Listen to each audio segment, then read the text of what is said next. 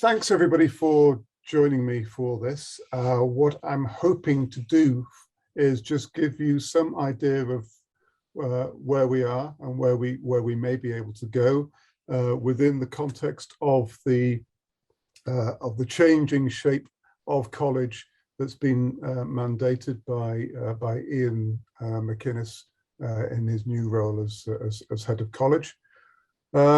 I think we have a lot of opportunities. I think there's a lot of excitement. This is just simply going to be an overview and hopefully describe something that I hope you will all be interested in participating in. So we are currently the Institute of Infection, Immunity and Inflammation.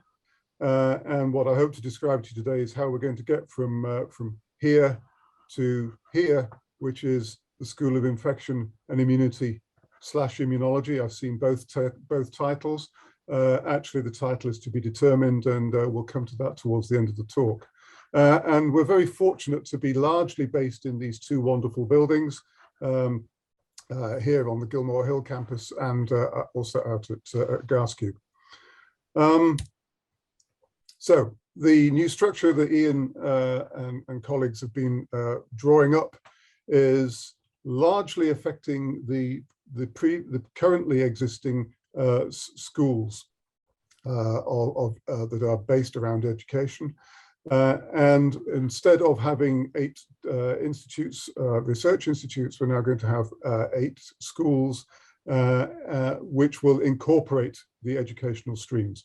Personally, I think this is a wonderful move, and that the divorce of the undergraduate research, the undergraduate teaching from the research institutes was never something that was likely to breed success.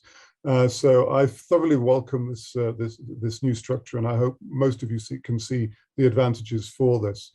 And I think it's something that we want to enthusiastically support within the School of Infection and Immunity, as I'll call it for the purposes of this talk. So by 2025, this is exactly how we should look like. We should be completely formed and fully operational at that time. The journey is a long one. This is slightly out of date, but I commend you to the MVLS website that describes that journey. You can download documentation, and which I think is very, very helpful to help you understand what the goals and ambitions are. And I think ambition is great, and I think we share that ambition. So we're currently obviously in early 2022, and personnel changes are taking place with the reassignation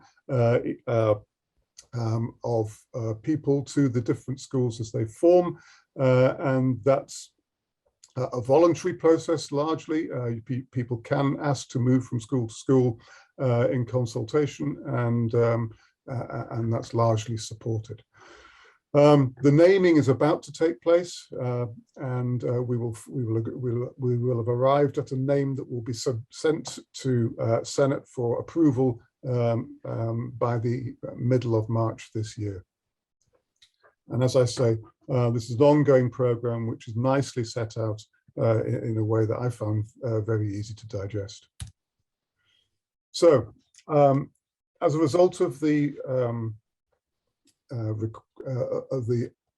invitation to apply for the job of the director of the Institute and the future school, we were asked to produce a document of vision, and there was a job description associated with that call for applications. I will make that job description openly available. We will be creating a documentation area that will have access for all, and we'll try to keep things as transparent as possible and as well communicated as possible. The way I see the director's role is that it should ensure that the school is well run, it's collegiate, and it's a good place to work. We are internationally renowned for our research, for our teaching, and for our innovation and enterprise. We need to make sure that that's maintained and indeed enhanced, and that's down to you. But I have to make sure that also that you have all the support you need to make that happen. We're not without obligations. We will be set strategic targets. We will agree those with college, but then once agreed, we have to meet them. Hopefully we'll be able to have a reasonable conversation with college as to what can be expected, but then we have to deliver that. My job is also to represent the school throughout the college, and of course beyond that, to ensure that we make our contributions, but our contributions are appreciated, and therefore there's appropriate reward and feedback as a result of meeting the targets and ideally exceeding those. Also have to be available to recognize opportunities and make sure that they're acted upon, and we'll discuss at least one of those. Also, it's not just internal. There is then I have to foster the strategic vision. That's working with you all and also reflecting that up through college and through the university, so that we flourish within MVLS and across the university. So the vision I set out in the document that I had to produce as part of the application, and which I've made available for you all and will be on that reproduced on that documentation area, is that the school will be research-led initiative, but it delivers on the three themes of the college, which are the education, research, and innovation and enterprise. And we'll do that in a collegiate way, and it will be forward-looking and thoroughly engaging. These themes are not going to be standalone. It's got to be integrated. So through an integrated approach, we're going to enhance what we currently do across all the themes. We'll seek and create these opportunities to lead, maintain, and increase our portfolio of national and international initiatives. We're very well placed for this, and we're working with great substrate. One example of that could be a national reference centre for neglected pathogen sequencing. That's an ambition. We've recruited people who are capable of delivering that. We have an invitation, which I'll describe a little later, to make a submission to Wellcome for significant investment in research platforms. And hopefully in the future, we'll be able to reimagine what a Wellcome Centre might look like and bid in the new era of Wellcome as they change their policies, that we can go along with them for that journey and engage with them. We have great relationship with the Wellcome Trust, and I don't see why that wouldn't be possible. And these are just examples, and I welcome communication from you all. If you hear of opportunities, if you want to lead opportunities, if you think of opportunities, if you want to lobby for things, then this is all the sorts of areas and activities that we want to support. We have great people here already, but we can always improve this. So through recruitment and recruiting the best educators and researchers, we want to be able to improve our workforce and improve our ability to respond to these challenges. And we recognise that many of these people may already be with us, and of course we seek to retain and reward these people.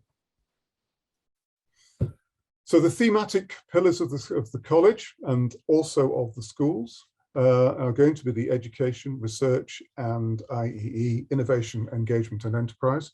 The deans for these have been appointed over the past year. So that's Maureen Bain for education, Jerry Graham for research, and Carol Clugston for innovation. And these are then going to be reflected down into the schools. So every school is going to have a director of each of these themes appointed. The applications, the call was put out, the applications closed on Friday last week, and the interviews will take place over the course of the next month or so, according to diaries. It's actually proving a little tricky to get everybody in one place. However, those are not silos. They have to interact. And so this research-led education, research itself, all of these bleed into innovation, and the three should be mutually reinforcing. And that's how I view these things as acting. Our applicants have kindly agreed for me to make them publicly known. So Alwyn Byron has applied for Director of Theme for Education. Andy Rowe and Rick Mazols have both applied for the position in research. And Carl, I'm sorry, I don't know how that happened. And Carl Goodyear has applied for the post of Theme Director for Innovation and Engagement and Enterprise. So we hope to be able to, we expect to be able to announce the appointments towards the middle of next month. What I hope they will do, and what I will encourage them to do, is to then assemble their own teams to deliver on their missions. The strategies for those missions are all laid out by strategy documents that are available on the MVLS website that have been written by Maureen, Jerry, and Carol.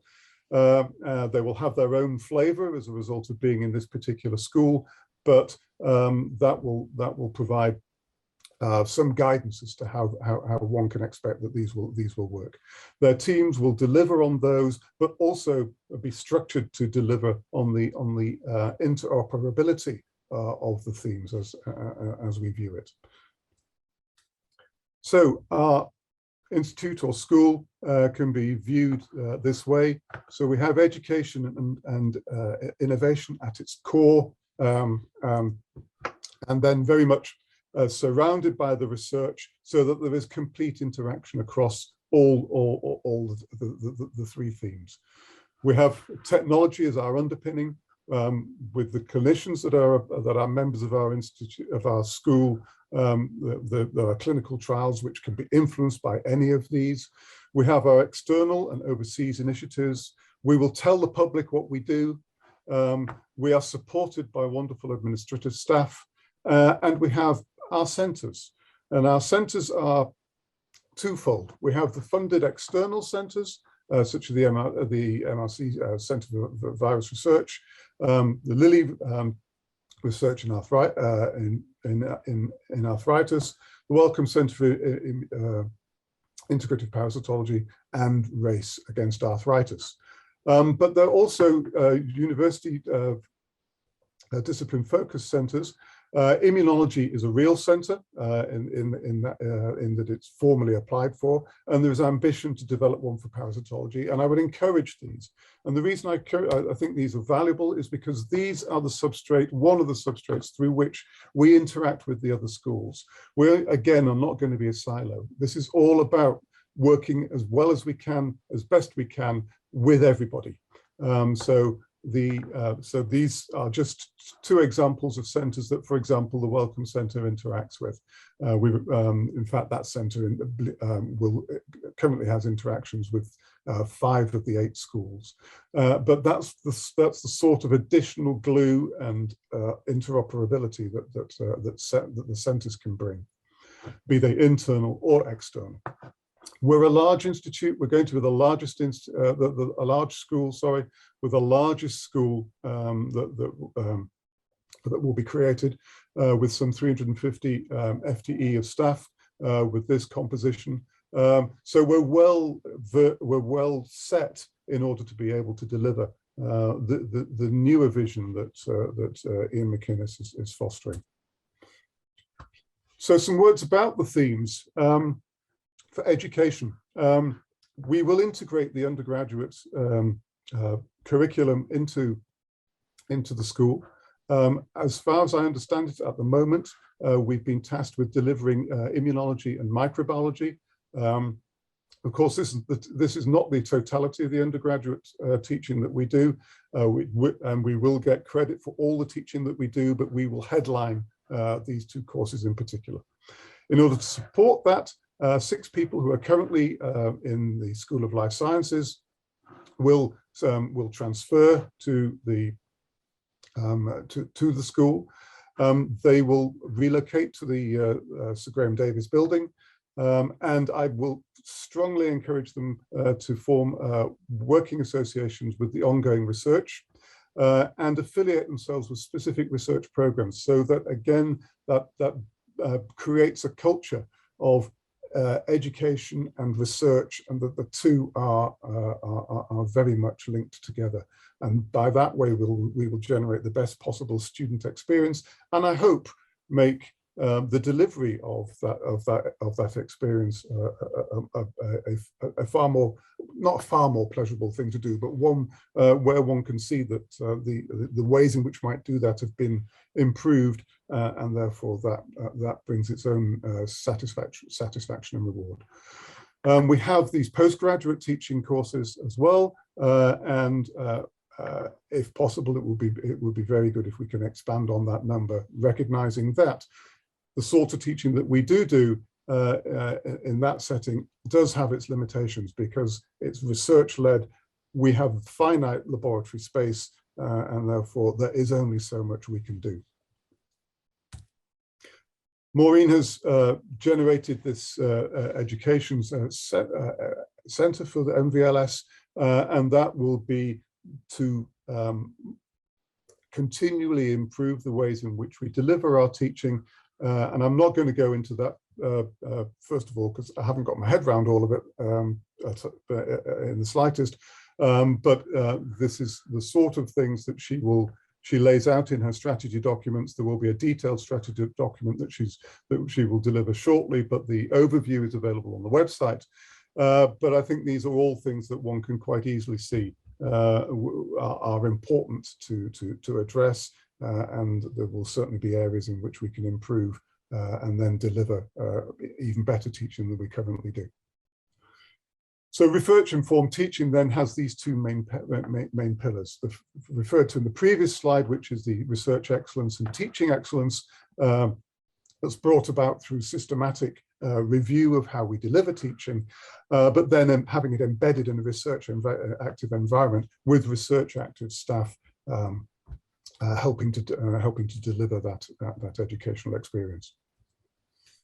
Our research is these four main areas: the viral, inflammation and immunology, mucosal bacteriology, and parasitic. And again, I've already mentioned the centres that are available with that populate these areas.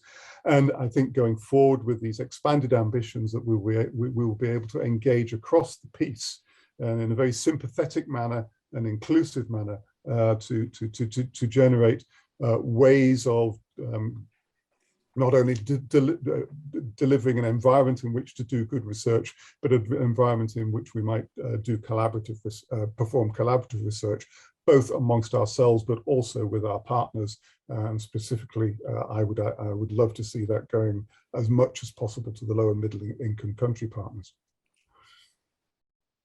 We will be charged with bringing in income. Our research currently income stands at about 25 million per annum. Our PGR teaching brings in about 9 million.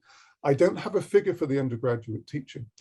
But what I would point out is that the research income that we generate, although that looks to be a very large number, that is virtually all accounted for the minute that it comes in through the door. It's going to go on the salaries, on the consumables, and on the infrastructure that you need to work with. Teaching, in contrast, generates what the universities euphemistically call a surplus, and therefore the role in pure operability terms is of teaching is one that has something which allows us as an institute to thrive, and therefore the integration of all the teaching that we do with the research that we do, again, becomes paramount.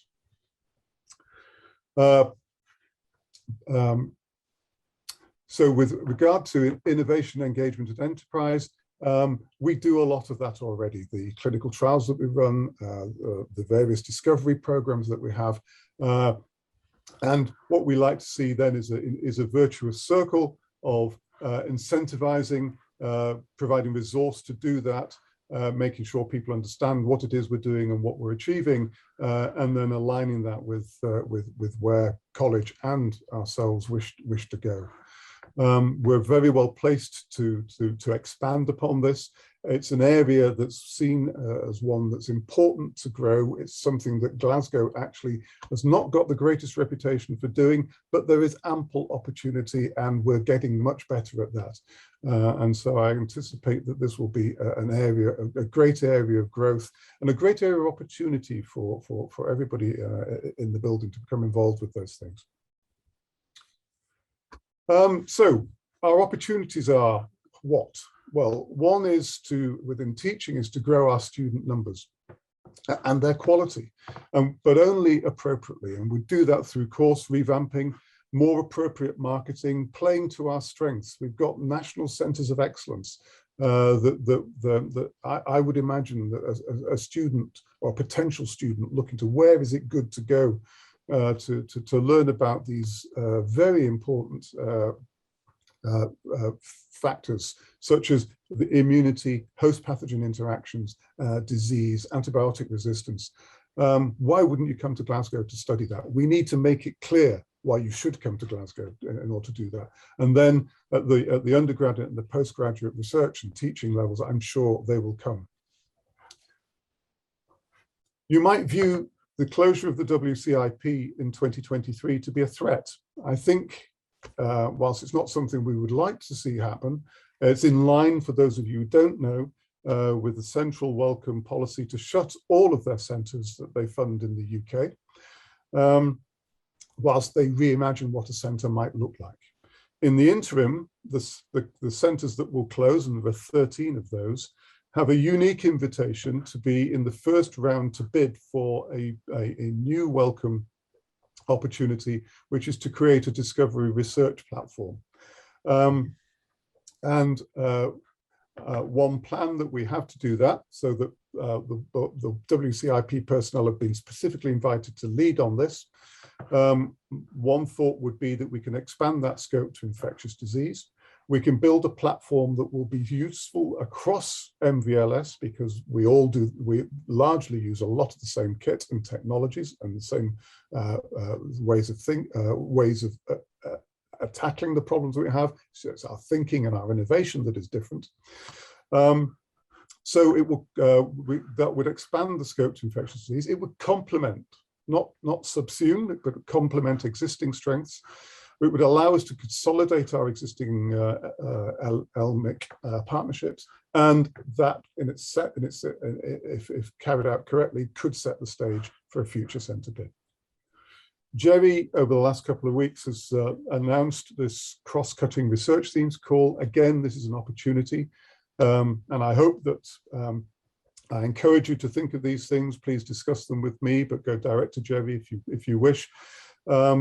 The university, the college, is going to support 3 of these research themes with resource that will then lead to a future MRC centre bid. And I think there are lots of opportunities there, and one might even be able to tie these 2 together, who knows. Lastly, for the purposes of this talk, there's also the levelling up agenda. Glasgow's been mentioned on a number of occasions as a recipient of this sort of initiative. The Living Lab over at the Queen Elizabeth University Hospital is an example of that, but I'm sure there are going to be further opportunities. I know there will be more opportunities, and we need to stay alert to those and be ready to play our role and take lead roles in these initiatives. I think communication is paramount. I think communication can be improved in order that everybody across all the job families, anybody who is contributing to this school in the future and going forward, has a right to be informed as thoroughly as possible about what it is we do, how we do it, what the opportunities are, what the problems may be, so that they can take ownership of this and contribute to the solution. So we will continue the regular town hall meetings across the job families. There will be regular bulletins about progress and issues. Success will be celebrated. We'll have structured meetings with the research education themes. The clinics that we currently hold, although they're not well populated, they will continue, because if you want to come individually and discuss something, there will be that opportunity. I mentioned on a number of occasions this shared documentation area. I think that's really critical, so that if it gives you the opportunity to access everything that we can make reasonably available, we will make available, so that if you want to find out in greater detail about something you may have heard of, that documentation will be there. There'll also be structures in there for texts that you may find useful in the construction of grant applications. It'll cover a whole range of possibilities, and I hope through this to increase the transparency of the operations of the school. We want to restart the school-wide lecture program. It's something that we used to have. It didn't have an associated social event, but I see that by getting world-class researchers ideally through the door, having a business meeting before that, and then a social event afterwards with a world-class scientist telling us why they do what they're doing, and hopefully creating opportunities for collaborations, that will again bring some intellectual and social glue to the school. The sways I think are extremely useful way to disseminate information, but not the only way. But they certainly have a very valuable role, and Jonathan does a great job with that. So they will continue, and there's certainly room for a social events committee. It's great to see that there are a number of different events already being launched by people such as Hannah, and we want to provide opportunity for these to continue and indeed flourish. And of course, are open to suggestions for this. So I mentioned at the beginning that the name is not set in stone at the moment. All of the names that you've seen for the schools are suggestions, and that suggestion at the moment is the School of Infection and Immunology was the last one I saw, although we quite often see infection and immunity. The consultation is now open. We have to provide our finalized suggestion for 4th of March, which can then go forward for formal ratification. My own thought is that perhaps we could have something a little bit more active, more cohesive. To some extent, this implies a little bit of a siloed approach to disciplines.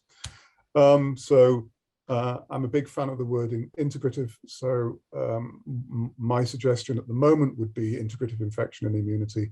But as I said on the previous slide, suggestions are welcome, and they remain so.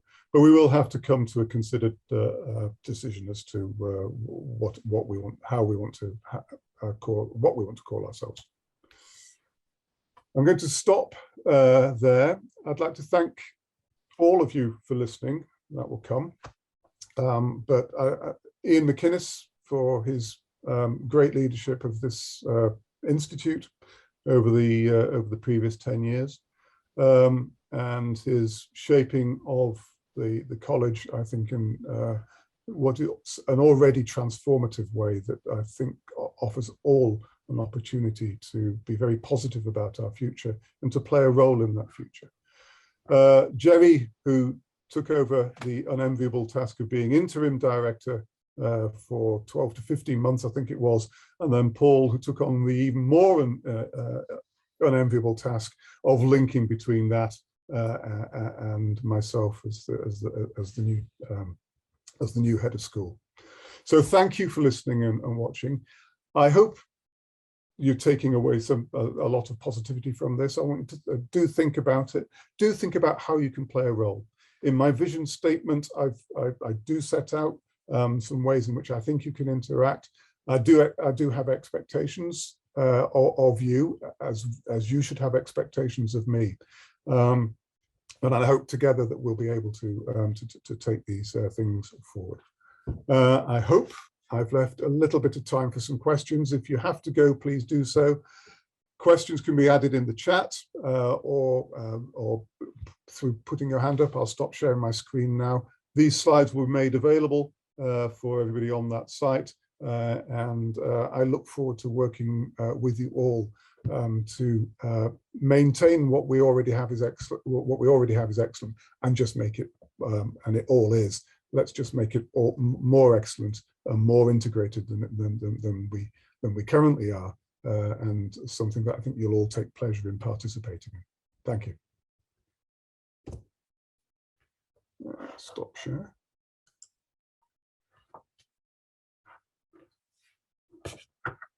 So are there any questions? Please either, I can't see you all, so you'll have to use the electronic hands signal or put something in chat.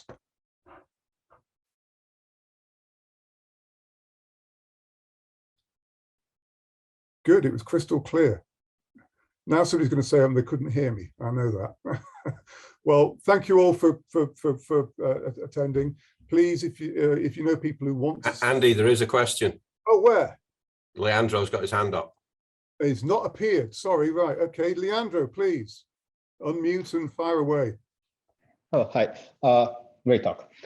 I just want to ask something that's about how is going to be the school be organized, because at least for me, it's not yet still clear the fact that there will be there's the director, there's your position, there's the directors of teams, education, research, and innovation, and you also have the heads of the areas of bacteriology, immunology, parasitology, and so on. So for me, it's a little bit unclear. It's like the level whom you should contact about something. Like it could be perhaps a little bit confusing if you should contact directly the director of education or the director of research or innovation, or you should actually go first to the head of the area. Or for me, it's a little bit confusing. Well, the areas are research oriented, so if it's a research question, you would deal with those first of all. If it's an education, a question about education, then the director of that theme will put in place a team, and in due time, then the team will have roles assigned to them, I assume. And it becomes obvious. We're at the very beginning of this, Leandro. We hope to have a very clear structure which will allow then that type of communication to be channeled intuitively. But you can always just ask people, and you will get directed to the appropriate person who can help you with your query. But the heads of research areas will remain, because we need that cohesion across the research area, and I'm expecting that the head of research will coordinate with those areas and the heads of areas. So it's organic at the moment. It's growing. I hope what I was trying to do was lay out a template of what the framework upon which these structures will be superimposed and how they might interact. But the precise detail for a particular precise question that you may have, I think it ought to become reasonably clear to whom you would address that question.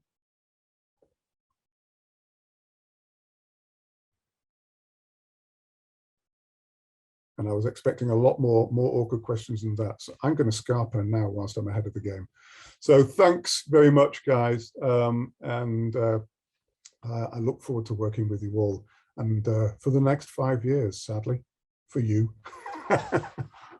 Thank you. Bye-bye.